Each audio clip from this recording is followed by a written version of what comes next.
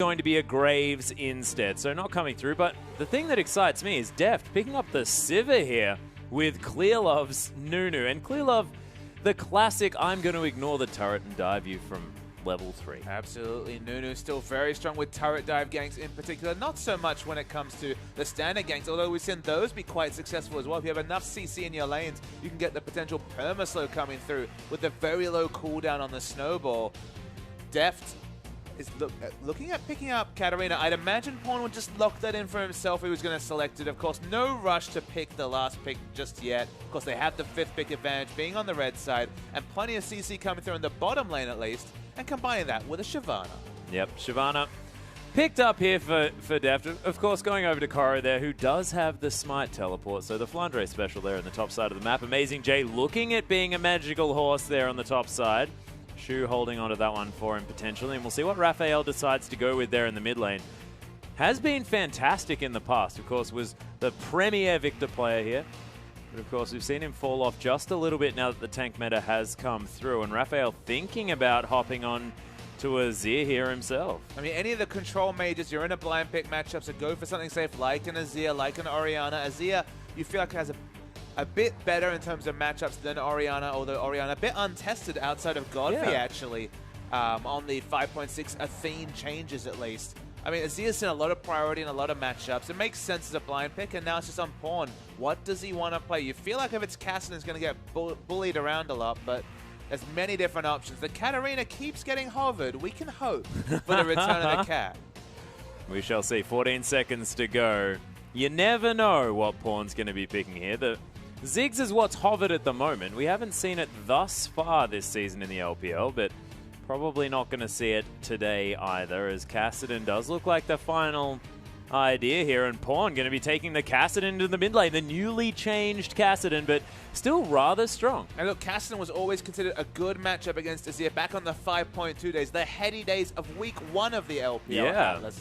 And look, you have a shorter ranged Rift Walk, but you still have the same kit. You're still very strong if you can get on top of the Azir, although not going to get a lot of help in that regards when it comes to the Nunu in terms of ganking, but perhaps a Shyvana flank will be enough to get some kills onto this Kassadin. Yeah, and we'll see exactly what happens here because, of course, Kassadin, a bit of a menace there in the mid lane generally if he manages to get going, but if he doesn't, then he can just sort of Rift Walk into his own demise, and that can just be the end of things. But this is Pawn, and Pawn's been able to do ridiculous things with that champion. Exactly. Pawn has been so strong. And just a bevy of champions. Him and Godfrey definitely been repping the large champion pools. Not the Katarina this time, although we've seen Katarina and Veigar mid multiple times from Pawn. Going standard-ish, I guess. Of course, I know, it's a bit disappointing, isn't it, to be honest? Champion, but Kassadin bringing back into the champion pool for Pawn. Yeah, looking good, but it is going to be Zhang Ao versus Deft here in the bottom lane, Sivir versus Graves, and we haven't seen this one for quite some time. Of course, Sivir slipping out of the LPL meta just a little bit, but still fantastic in that matchup if you manage to spell shield the buckshot. And just that triumphant return to the LPL, moving in, just because of, again, it's tankception, everyone's building a Synthehawk, even the top laners at this point. So having that extra on the hunt movement speed is such a priority, it's such a big team buff that you take the lower damage output, you know, at least on paper from lack of a damaging ultimate, for the utility from that kit. Well, we'll see whether it does work out here for EDG as they head down towards that bottom side. But Zhang Ao is going to have a big test here against Deft because Deft just all round a ridiculous player. But, ladies and gentlemen, without further ado, let's get on to the Rift.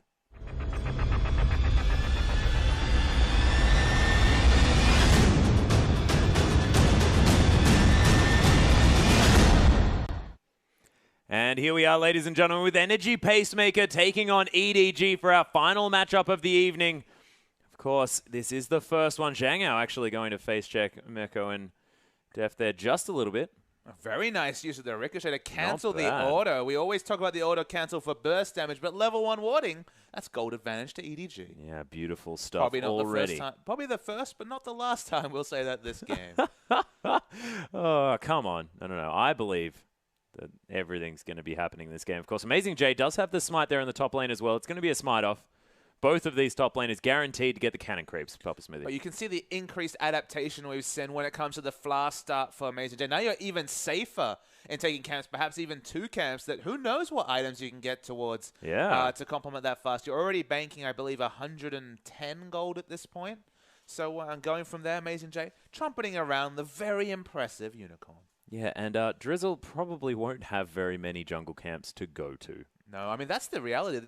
Jungles are completely ruined when there's 4 smites and even some AD carry support lanes that want to pick up buffs. There's just nothing to pick up after the first clear. With Shyvana especially and her jungle follow being insanely fast, it's going to be a bare jungle. Yeah, and in fact, the lane swap's going to come through. And of course, the free's going to be coming down for Deft here on the top side of the map, whereas on the bottom side, of course, they are not going to make it to that lane in time. They actually decided to, I believe, take at least one of the Krogs. I'm not entirely sure. Of course, it's still down there. Though. He's going to the top of the jungle, not respecting the lane swap. For now, he's not going to be found out, but we'll wait to see where Korra goes from this camp. Korra has actually decided to steal away the blue buff as well, on his own. No worries at all. And that is going to mean that only one buff available here for Drizzle, who's looking for a level 2 gank onto Pawn. Pawn taking a lot of harassment from Raphael. Of course, the last time that we saw Azir was in the hands of Rookie, and it was terrifying to see. Drizzle very patient here in the mid lane. Pawn, if he wants to move up to these creeps, it's going to be very dangerous. Flag and Drag does get the flash.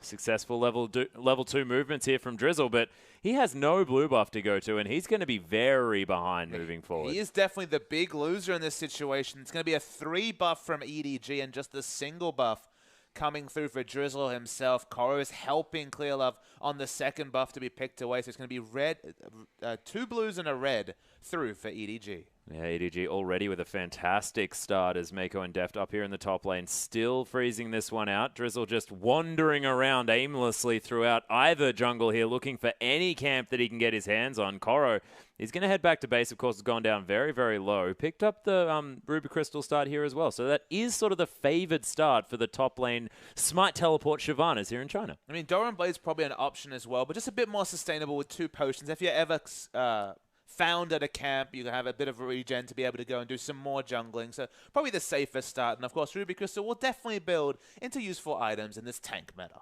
Yeah, Amazing J doesn't have the teleport. Was actually forced back here. He's going to head back to base. Picked himself up, a cloth armor. And he's heading back towards his top side. Mako hanging out in this brush. And EDG probably not going to let the horse get too much farm as Clearlove pays a visit here to the mid lane. Pawn without a flash. Needing a little bit of help. An Amazing Day. Ooh, Shu actually lands the death sentence here onto Mako, who gets a nice double stun. The boomerang coming through against a couple of members at the same time. EDG just sending a message here to Energy Pace Mako. Not the most helpful of death sentences in that situation. You're just looking at the lanes as they shake out. We do have Zhengao in the solo lane in the bottom. Shyvana, played by Koro, though, is the other champion. So, I mean, Shyvana will definitely scale with levels. Well, he even gets resists when she's able to skill the ultimate, the Dragon's Descent. So happy to be in that matchup. Isn't going to be harassed out, at least so far. 15 to 8 CS compared to his lane opponent, Hecarim. I guess EDG are happy with this matchup. And, of course, Korra's laning with red, so that's pretty strong. Yeah, not too worried about much here as he's trying to make sure that Zhengao doesn't get another freeze, and he's going to be able to here as the creep's not going to make it towards that turret. So definitely going to be safe here on this Graves, but he's copping E after E, and Korra is really starting to lay the harassment down. Just can't manage to quite get up there and CS freely. You're just trying to prune the wave and now just trying to push it back as Zhengao definitely doesn't want it to hit turret. Multiple members. Yeah, Drizzle actually manages to get a flag and drag here as well. Def going down low, but Mako is the focus as he walks away. Look at the Molten Shield doing so much work. And that is a 3 versus 2. And Def didn't even have to blow heal or flash, nor did Mako. And Def is just standing up so strong in this situation. DPSing down 3 members, probably did about 800 to 900 damage worth of autos between the 3 members in that situation. Man, when you're an AD carry and form, you can make crazy things just look easy. Yeah, when you're Deft, that is. And, I mean, I remember you discussing Deft's Ezreal seeming to get more damage than he probably should be able to on that champion out. And in that situation, able to fend off 3 members who manages to collapse on top of you. Very, very well played. Pawn still taking harassment here, but that Q doing some work and trying to keep him healthy. Probably not going to be too much to note in the mid lane. Casson doesn't really have kill pressure unless he gets a gank, and only Shyvana really has any CC that can actually cause a pick. You'd have to think through the flash that Azir has. So going to be a farm lane, although you have to say that suits Casson. We already saw Wayless go off in the late game on Casson in the previous series, and shouldn't expect anything different from Pawn. Yeah, Amazing J, though, is able to pick up a bit of farm up here. Of course, Mako heading back to base. Deft not being forced out of this lane, though. Just continuing on the low health bar that he has. Drizzle looking to pay another visit here to the mid lane. Of course, Pawn without that flash available again. He's going to move around Pawn, taking a little bit of harass, but there's the Rift Walk now. Actually going to use it to get out of the way of the Sand Soldiers there and keep himself a bit safe. And Raphael does need to be careful. Pawn can really start to move around this one now as Drizzle is paying another visit. And Clearlove going to take down the Rift Scuttler in full vision of all of Energy Pacemaker. There's multiple members around mid. This is not a surprise. A bit later than we usually see the 4v4 mid lane gank around 4 minutes into the game. Clearlove's caught, but very, very tanky. He is. He does get challenging smited there. I was going to say smote. I was going to say smote, but it just didn't happen that time. But he is going to be able to wander away. Does use his flash, though. It all feels a bit academic. Just not a lot of action in the first 7 minutes, especially for an LPL game. This is not what I was expecting from this game, Papa Smithy. It's not. I'm honestly a little bit disappointed. Well, the moment you see Azir back in the meta, you know there's not going to be kills around the mid lane, sadly. Just not a kill-centric champion. Not really having his turret being killed anytime. I always have shades of that 35-minute laning phase between Xerath and Azir that makes me very, very sad. But hopefully the rotation will be stronger. Speaking of rotations. Yeah, actually, Koro coming in through this one as well as Amazing J. Doesn't have his ultimate just yet. Deft finds his way in here using that ultimate and does pick up first blood pretty easy there, and a beautiful teleport from Koro. It's going to be a massive first shot for Deft. We already see Zango has gone back, got a BF sword on 73 CS, ideal CS, and now also identical CS, and also 400 gold from first blood should be big. Of course, with all those members being committed to top, Dragon is the result. Yeah, Dragon going to be the result. The teleport actually back in from Amazing J. Look at Koro. So, what a teammate. Just waiting for He took half of his health bar off. Look, he's going to want to go back and start working towards that Cinderhawk. It's probably not a big deal. Amazing J with a very optimistic teleport back to top lane and then has to skedaddle away. Yeah, and Koro actually going to be able to take down the Gromp here as well. Actually waited so long at that blue buff that Smite was available again. It's such a weird meta, Atlas, with 4 Smites Death Sentence onto Pawn here as well. Does have the Rift Walk available. Is going to go over the wall there. Beautiful choice of direction, making sure he can't get followed. But just going to head back into the lane. No worries there at all. Shu not quite able to get too much done on this Thresh. Has been landing the Death Sentences, but not quite able to make it work. And with the pickup of the mobility boots here as well, very early on, foregoing the Sidestone. Oh, goodness me. This is a 4 versus 1. Amazing J in a lot of trouble. He's going to try his very best to escape. The Ignite's ticking down. Not a lot of hard CC. Mako really needs to find something as a heal gets popped as well. Mako does have the stunner available. Is he going to get in range? Oh. We'll never know, ladies and gentlemen, but he is going to get out safe and sound. No worries at all. Amazing J actually went aggressive, hoping he could pick up a few minion kills to hit level 6 and be able to use the Onslaught of Shadows defensively. Managed still to gallop away. It was a very weird procession of people with no CC rushing after him. But the result is that he lives. Yeah, Benny Hill music needed to be queued. Wasn't actually, but EDG still with the lead, even though it is about 400 gold. And that being said, Raphael doing well in this mid lane, able to stay further ahead in farm. Although Pawn does have his Catalyst already available and has picked up an Amp Tome as well. We'll see what that actually goes into, of course. You expect the Rod of Ages, but not entirely sure what that Amp Tome is going to be doing. I'm a really big fan of the build that Wayless has been popularizing, the Rod of Ages into Athenes. Usually that might be a bit overkill on mana. I mean, the first time he did Rod of Ages tier into Athenes, which 3 mana regen items. Probably enough. Maybe over the top, but of course has the mana scaling on the ultimate. And just coming back to the ultimate, with that 1.2 second cooldown, if you have 40% CDR, which you will have with Athenes and towards the end of the game, the refresh on the Athenes is the big deal. The 30% of max mana coming back. You can use that Rift Walk aggressively for damage, 5, 6, 7 stacks, and just get the refresh coming through from the Athenes. So you can really be a highly relevant, consistent damage dealer rather than just the burst champion he was previously known as. Yeah, and I guess the playstyle of these Kassadin players is going to be changing here as well after the rework.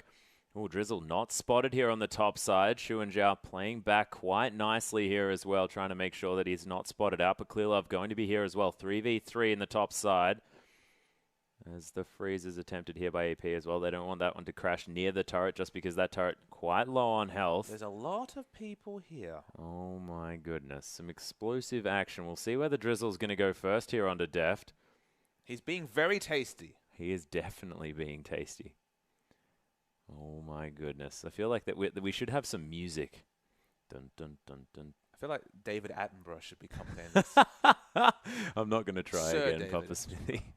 Oh, actually, there's the Tibbers onto 2 members there as well as the Absolute Zero comes through. Drizzle, he's going to get healed up, but Cataclysms himself to death as Zhao does manage to pick up Deft in this exchange. Clearlove flayed back under the tower. A lot of damage. The double kill for Zhao, who's very low, almost kills himself on the Molten Shield, but the Mastery going to keep him alive. A triple kill for Zhang Ao. Graves has gotten rolling. That's definitely going to be minimum an Infinity Edge picked up. Just a terrible turret dive coming through. Deft undying, I understand. Clearlove ate a turret shot he didn't need to, and then Zhu, with that long, short cooldown on the death sentence, had it up for a second time to sentence a 3rd member to death. I mean, EDG always great with his turret dives with Nunu, but that time a massive misfire. Yeah, I don't know whether it's necessarily that they're great. Oh, actually the flash forward here from Raphael looking for the last couple of auto attacks, but Pawn able to survive there. One more tick of the Ignite would have been it for Raphael in the 1v1 versus Pawn in the mid lane, but not going to happen this time. And almost a solo kill on his Korean compatriot Raphael by Raphael there onto Pawn. I mean, what's happening here for EDG? They definitely haven't picked a non-standard lineup. It's very reminiscent of other champions, barring perhaps the Kassadin as a bit of a curveball, but EP are just really on top of things early. Yeah, they're definitely doing well, and Deft falling down on that top side. EP having a good exchange in a 3v3 situation. They do manage to take down the top outer turret, so continuing that gold advantage or EDG, but might be answered here as EP with a lot of members here in the mid lane and only a Kassadin to defend. Koro is heading around here as well, and there is a collapse, and will be 5 members of EDG pretty soon, but we'll see whether they are going to be able to stop the onslaught because this turret is very, very low. I mean, the item timings are definitely a lot better for EP than EDG in this situation. You see the Athenes completed, Infinity Edge, and a Dagger completed for Graves.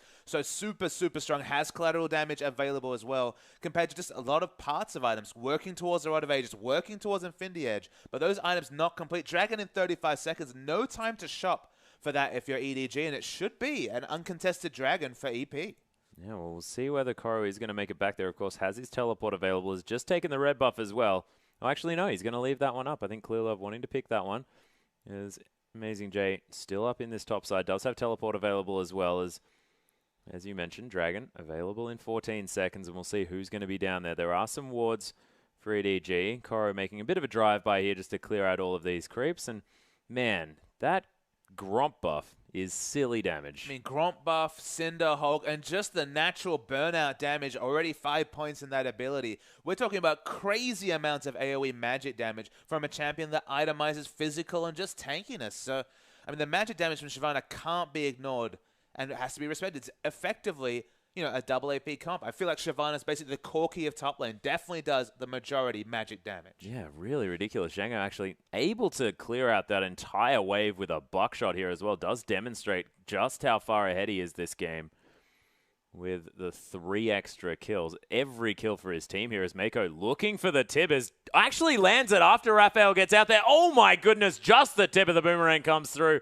Teleports are cancelled across the board here as Koro not going to go off on his, and Amazing J going to hold his off as well. But Raphael, very, very low, will be forced to go back. EDG might be taking this opportunity to pick up a Dragon. But you feel like EP have been poor in not being able to prep up this second Dragon. They had the timer, they had the item spikes, but still they look like they're ceding away Dragon advantage to EDG. That's, again, just a poor strategical rotation coming through from EP. They are the ones that should have had the stranglehold of the Dragon area. Yeah, this might just be intimidation here. You know, you're the bottom team in the league against the top team. You are going to give them concessions that you wouldn't otherwise give to other teams because the confidence just not quite there. But Koro, he's going to get locked up here. Wants to use the Dragon's Descent, but it might be a little bit too late here as he's going to fall down. Amazing J picks it up with the Onslaught of Shadows. Tibbers does manage to pick up the Dragon in the meantime. And EDG look to try and disengage this one, trading Dragon for Dragon. Yeah, kill for Dragon. If Sivir is rotated, and yes, is rotated to mid, she has almost instant wave clear. They need to force Sivir away from this top. No, it's already been prepped earlier. Kill in a turret versus a Dragon, probably take the kill in the turret. Most definitely, especially considering the fact that Energy Pacemaker already had taken a Dragon themselves. Amazing J going to be able to pick up a pink ward as well, and EP pretty happy about this situation and now have the gold lead even though it's only 200. It's a very small gold lead in this situation. They already had the item timing, so they'll feel bad for ceding any objectives when they already had completed their big items. Now Deft goes back, has an Infinity Edge, even throws in an Avarice Blade for even more AoE wave clear. Probably needs it, given that Kassadin, very risky and very gated in terms of cooldowns when he gets his Force Pulse available for wave clear. And Koro probably not going to be able to run into the middle of a minion wave, 30, 40 minutes into a game unless safely. It's a Ghostblade Sivir. Ghostblade Sivir is always an option. I mean, we actually saw it earlier in the season. I mean, it's a crazy 2-item power spike. It's just one of those situations where for 6 seconds you can kill turrets, and then for the rest of the fight you really can't. And Atlas, you best of all know how long these team fights are on patch 5.6. Yep. I think Youmuu's Ghostblade has gone straight out the meta just because fights end in 36 seconds, not 6 seconds. Yeah, or maybe if they extend even longer, you'll be able to get 2 uses out of it. Doesn't have a long cooldown. I feel like Phantom Dancer or Static Shift might be more damage in that situation when people have 200 armor and 2,000 health. Well, 4,000 health. Yeah, a lot of health. Ridiculous amount. But, look, I'd respect it if it was to come through anyway. Shades of PDD, Papa Smithy. Look, PDD was a top laner building Ghostblade on Shen.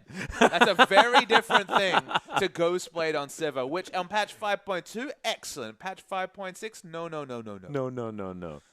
Bad move. But Cinderhawks have been built all around here by both top laners and both junglers here as well. Or, I guess, all junglers.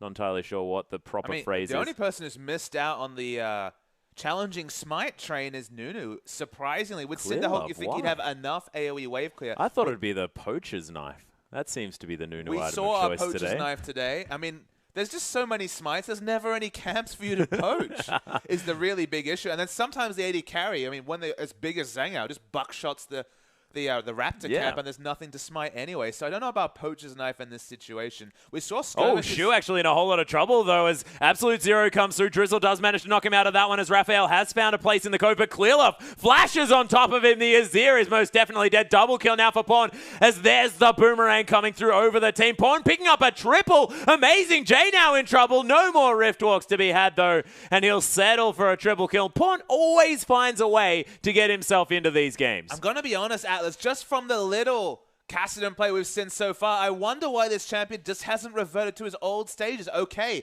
you lost 150 range on your Rift Walk, but it's up every damn second. It's so strong in the late game. The re-engage is on. Yeah, actually, Force Pulse there as well as the boomerang comes back. Oh my goodness, Zhang's going to fall down, and Amazing J versus Pawn at the same time. Not sure who's going to win this one, but Amazing J does find his way back under the turret, and we were definitely sure who was going to win. That could have been the, I guess, late pentakill here for Pawn. Yeah, delayed Quadra 4-0-0. Kassadin's always seem to find a way, whether it's the champion getting back into the meta or just the picks that we've seen come through, always seem to work out in the late game. Going to throw on basically the parts of a DFG. That item doesn't exist, Pawn. I know that you're not thinking about that. But obviously going to be working towards both the Zhonya's and some sort of 20% CDR item. Again, I like the Athenes for the 30% mana restore. But Merlinomicon, not a bad choice either.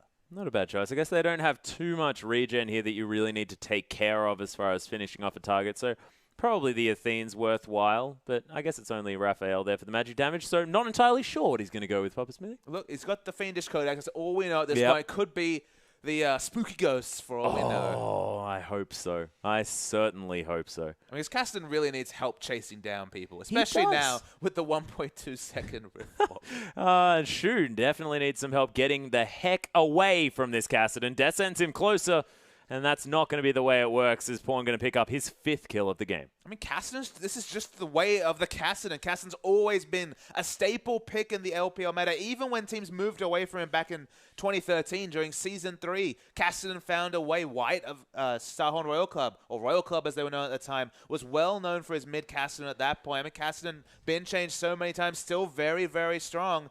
And when you're 5-0-0, you can build whatever you want because you're going to wreck a team fight. Yeah, one can only hope he builds the Spooky Ghost now just because he can. The Twin Shadows potentially coming through, and I just really, really like that item. Gives you movement speed, Papa Smithy. And that will help Kassadin chase down people. I come back to again. Yeah, stop ruining my dreams, Papa Smithy. Shanghai's going to be able to clear out this bottom wave, though. Of course, still very relevant in this game, going to be building up that Phantom Dancer, as opposed to the Static Shift that Deft has opted for. Of course, the Avarice Blade helping him get there a little bit faster. I mean, the Sand only thing Soldier's that gonna stop EDG him. don't have is wave clear, so I don't mind the static shiv. You give away the critical chance for, like, 1% movement speed, which is basically a nothing statistic, but just the instant wave clear from Sivir, that's what Deft really needs to provide this game, and, press the ult button. Yeah. Press R and... hope for the best. Hope for the best. Precisely. Kill minions and press R. That sounds like something that he can definitely find his way around. Of course, Deft, probably one of the most impressive mechanical AD carries thus far in China. And this is the new Azir build that's really ascended, has been Oh my Luden's goodness. Echo Azir. I'm not 100% clear about the interaction with spells and the auto attacks of the Sand Soldiers. I have to assume you only get the Luden's Echo proc on the first, on the use of your Q, maybe on the use of your W, but not going to be just spamming out those procs on like a 3-second cooldown. Yeah, and it's probably not going to get recharged as well every auto attack from your Sand Soldier. Not. That would be pretty ridiculous, and I would definitely then understand why Raphael would be going for that item very early on in his build. Pawn does find himself on top of an Energy Pacemaker ward and very deep behind enemy lines. But he's both tanky and just completely scary to get anywhere near now with the Zhonya's, even for a potential stasis option. Out of position, though. He'll come around for his team. EP, you feel like they had this game really locked down when they had the first dragon, when they had position on the second, but suddenly it's a 2,500 gold lead for EDG. Yep, and they are going to be forcing this second dragon here as well. 3,000 gold in the lead. The dragon's still here, still attacking Clearlove, but he's not worrying about it too much. Of course, that Cinderhulk doing a whole lot of work. See what is going to happen here as it comes through, but Deft resetting really towards the back. Tanking this dragon, of course, it's going to reset. They need Clearlove to be the one tanking it. Deft really scared at 500 range of the Onslaught of Shadows. Death Sentence goes wide. They'll rush it down, but will there be a fight? Yeah, Clearlove actually going to get it. Oh my goodness, Deft manages to spell shield the Cataclysm. Drizzle's going to fall down as the Sivir manages to take him out, and Pawn now in the backside. Zhangao in a whole lot of trouble. He's going to fall down. Pawn picks up another kill there. Deft did fall down as the Emperor's Divide came through. Pawn trying to kite around this one as well as Raphael. Very, very low. The Sand Soldier's not going to be there anymore as Amazing J falls after him, and Shu finds himself the last man standing. Pawn with the Rift Walk will still be there, but decides that killing minions is probably more important. Yeah, 4 for 2 trade comes through. Even though they're all melee champions, they'll probably take this turret. Only Thresh to stop them. Pawn keeps bouncing around 7-0-1. Oh, so man. close to Legendary already at 23 minutes in the game. And it doesn't matter what the balance level is of Kassadin. A Legendary Kassadin, game's probably over. It's ridiculous. And he got ganked at level 2 here. And let's check it out again. Look at this spell Watch shield. the re-engage. The spell shield is very clever coming through from Deft. Does spell shield the damage as far as we can tell. So lives throughout this fight. Pawn's actually off screen at this point. He only enters the fight right now. Uses the Zhonya's instantly, so doesn't even get feared. That was the only duration where it'd be easy to auto. He falls low during the engage, just from the ignite and all the Sand Soldier damage, but comes back in aggressively. It's the reality, just how strong Pawn is. It's even numbers at this point. Kills one, comes in to kill another, and Thresh has to walk away with his tail between his legs. So excellent team fight for EDG, and Pawn's already just not able to be dueled. He's working towards the Athenes, as we mentioned. This Rift Walk, we could see 9, 10, 11 stack Rift Walk coming through in a fight. Yeah, and if he manages to get the reset there, get a whole lot of extra mana back, like you mentioned, it's going to be very, very difficult to deal with him. He still has the Flask there as well, so he can sit around in a lane, do whatever the hell he wants, and he will have a whole lot of extra mana as Energy Pacemaker are going to be able to take down this Rift Scuttler. And Amazing J follows through on to Koro. Athene's completed now, as you mentioned there, for Pawn, and Koro going to be relegated to underneath his turret, which still has more than half of its health, so that one not going to be going down anytime soon. Koro with a Randuin's. He's very, very tanky, but it's 4 members at this point. He can only really hope to buy time. No one's rotating aggressively, though, and they get the turret. Yeah, Koro eats a whole lot of spells. Not too worried about that one as the Randuin's does come through. Raphael's there as well. Was that a flash actually used? No, I don't think it was.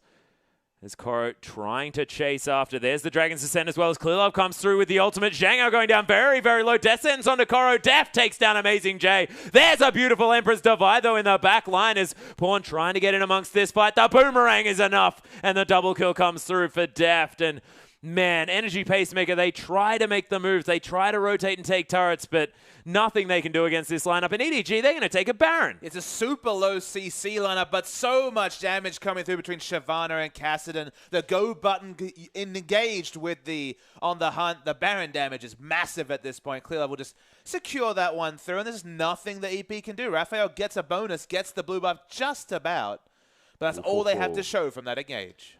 And here, I've got a different line of thinking here, Papa I'm Smithy. listening. The On the Hunt is kind of like an AoE slow. How do you figure? Because it gives everybody on your side movement speed, and therefore, respectively, the enemy team is slower than you. So you're saying it's a movement speed imbalance? Yeah. That's not a slow. Sort of. It's kind of like a... No. Oh, okay. It's like a haste, I went actually. for it. That's yeah. what it is. Yeah, but it makes you faster than them. A haste is the opposite of a slow. But it makes you faster than them. If you think about it relative to your team, they're going slower. Right?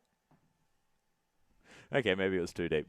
Clearlove is going to be able to take down the Wolves, though, and you can see there are 5 pink wards on the map here for EDG. They have complete control of every quadrant other than one, which they are now infiltrating. And the big loser of this game is Drizzle. He was the one, of course, who got 3 buffed effectively. Still doesn't have an Aegis at 27 minutes against a 4 AP lineup coming through. Of course, Shyvana almost exclusively magic damage. Clearlove and Annie, a support active magic damage. And Pawn is just a god at this point. Now has 40% CDR, probably even more with the CDR boots. I don't even know if he's got blue buff as well. At this point, blue buff, yep. He's just not done his sums. Poor effort there, Pawn. 60% cooldown reduction. Don't worry about it. I mean, he's just a kill off of Legendary. Nothing they can do. They just can't choose a fight unless they account for Pawn. And a 1.2 second Rift Walk. Stasis option, Kassadin. I just don't know how you account for that, Atlas. Yeah, I think you run away in fear, hopefully faster than he can teleport after you. Doesn't have a teleport, but his Rift Walk, it's fast. That's what I sort of mean, is the fact that it feels like he's just teleporting around the map, which is just terrifying. EDG are going to use this Baron buff, though, to take down the inner turret here in the mid lane. As Raphael tries to defend it with the Sand Soldiers, not going to do anything at all. Is EDG able to take what they want at this stage? Koro split pushing on the top side. While this is all going on, the last 2 remaining inner turrets now towards the top and the bottom lane. Koro is just so tanky. You get natural resist from the passive as Shyvana. Warmog's complete. Double Ruby Crystal, because why not? You've got the health death cap and the Cinderhawk. Might as well just throw in some cost-effective health to finish things off. Can't really get turret damage in. If that's looking at building towards a Spirit Visage, he'll be able to take half of his health in damage, stand in a brush for 4 seconds, and he'll have all of his health back because of the Warmogs. And you wonder why we haven't seen Dr. Mundo, Atlas, because he must do some hilarious things with Cinderhawk. Well, EDG are going to rotate down towards this bottom side of the map. The Baroned up minion's going to be able to make short work of that turret there as well, as Koro continues on the top side. Pawn being a menace there in the mid lane as well, but Raphael able to clear out this wave quickly enough to stop EDG from breaking the base just yet. And if we're talking about this game going towards the super late game, is there a way that EP holds on, turtles out the game, waits for this Hecarim to get huge and Raphael to do so much consistent damage that they have a way back in? No. All right. Well, I went for it. I mean, I can understand your thought process there, but we're talking about a Kassadin who's 7-0-3. Sivir in the late game does a lot with Peel, still does a lot of relevant damage, and there's going to be plenty of Peel. The dive from Shyvana, Nunu, and Kassadin is just going to be unholy. It's going to be so strong. 3 dragons to 1, moving towards the 5th dragon. The Baron has never been an option for EP, and you just look at Koro. He doesn't even take damage. That death sentence needs to be renamed here, as Drizzle does have the opportunity to go in for a knock-up, but doesn't want to go against multiple members of EDG. Is that command attack on the Sand Soldiers is going to get blocked out by the spell shield, but oh my goodness, Pawn going so deep into this one. There's the absolute 0. Everyone on EP is melting as Deft picks up a double. Pawn picks up a kill. Amazing J tries to get something done as Pawn is completely underneath the turret now as Clearlove comes round again. A double kill for Deft as Koro finishes off the last one. The triple, actually, as Raphael falls down. And my goodness, EDG, they just look unstoppable here in the LPL. And this is the issue for EP, is that even though there's very low range on this EDG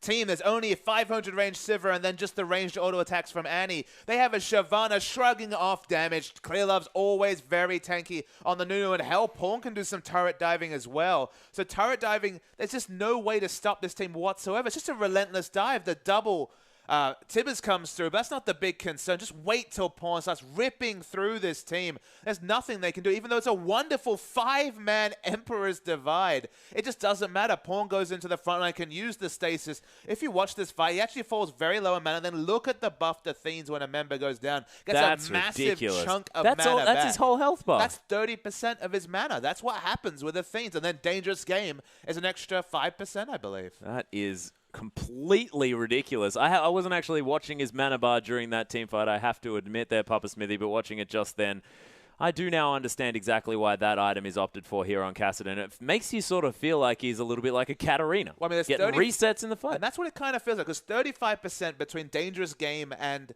the Athenes, and then you take into account the fact that when he hits people with his W, that also gives, I believe, percentage mana back. You're getting so much of your mana back on each kill if you get into melee range. And that's kind of the cute thing about the Kassadin rework, is that back in the day, Kassadin did most of his damage from, what, 600 units away when he used to have his silencing Q and, of course, the false pulse. Then they tried to make it more into melee range with the changes onto his W. Now he's heavily incentivized to go completely into melee range, charge up your ultimate, and get in there for rift walk damage. So look, if they wanted to turn him into a completely melee range assassin, the job has been done, because you now dive so aggressively as Kassadin, really build up that mana, but you do crazy amounts of damage in melee range. Well, he's now 8-0-7, so he's definitely doing that one here. He just bought an Archangel's for more mana.